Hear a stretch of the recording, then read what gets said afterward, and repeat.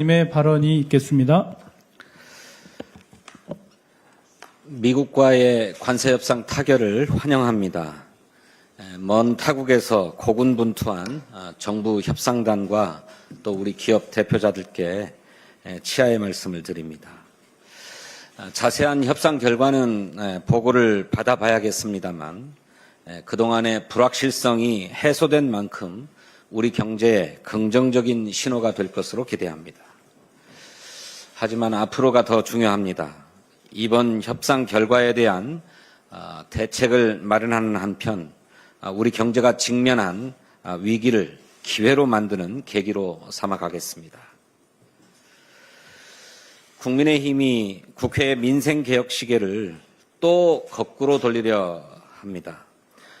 8월 4일 본회의에 상정될 민생개혁법안을 막겠다고 하면서 무제한 토론, 원내 비상대기 등 모든 수단을 총동원한다고 합니다. 윤석열 정권 내내 막무가내 거부권 행사로 민생개혁 입법을 가로막아 왔습니다. 그런데 국민의 심판을 받고도 행태에는 조금도 변함이 없습니다. 국민의힘이 위원장을 맡고 있는 국회 상임위원회도 마찬가지입니다. 법안 상정마저 거부하면서 입법을 시작부터 원천봉쇄하고 있습니다. 고장난 시계도 하루에 2번은 맞지 않습니까? 그런데 국민의힘의 시계는 자꾸 거꾸로만 가고 있습니다. 민주당은 국민의힘의 발목 잡기에 결코 끌려다니지 않을 것입니다. 윤석열 정권이 시대의 역행에 거부권을 행사했던 법안부터 처리하겠습니다. 코리아 프리미엄 시대의 초석을 놓기 위한 상법 개정안, 공영방송 지배구조를 개선해서 정치적 독립성과 공정성을 강화하는 방송 3법, 노동권 보호를 강화하고 노사 교섭을 촉진하는 노동조합법, 이러한 민생개혁법안을 통과시켜서 대한민국의 기틀을 바로 세우겠습니다.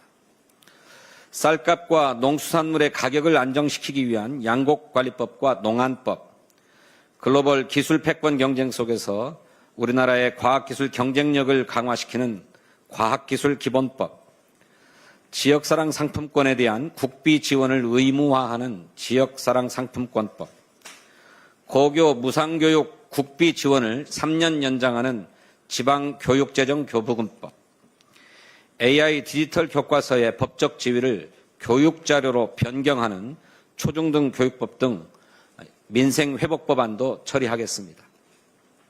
민주당의 민생개혁 시계는 언제나 국민 눈높이에 맞춰 제 시간을 지켜갈 것입니다.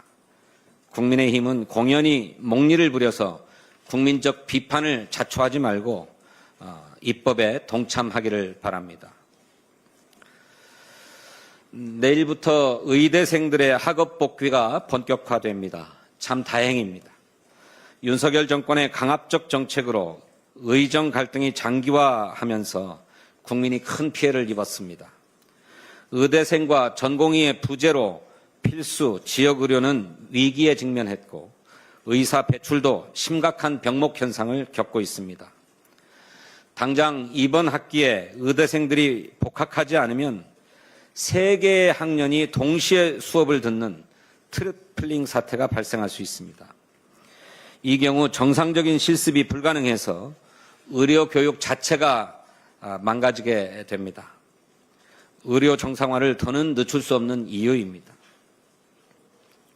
그렇지만 완전한 의료 정상화는 이해 당사자는 물론 국민 모두가 수긍할 때 가능합니다. 신속한 복귀를 통해 조속히 의료체계를 정상화하는 것도 중요하지만 의대생이나 전공의 복귀 과정에서 과도한 특혜를 제공해 공정과 상식의 원칙을 훼손해서는 안 된다라고 하는 국민과 환자단체들의 지적도 잘 헤아려야 할 것입니다. 상처받은 국민과 피해 환자들의 마음을 헤아리려는 노력이 절실합니다.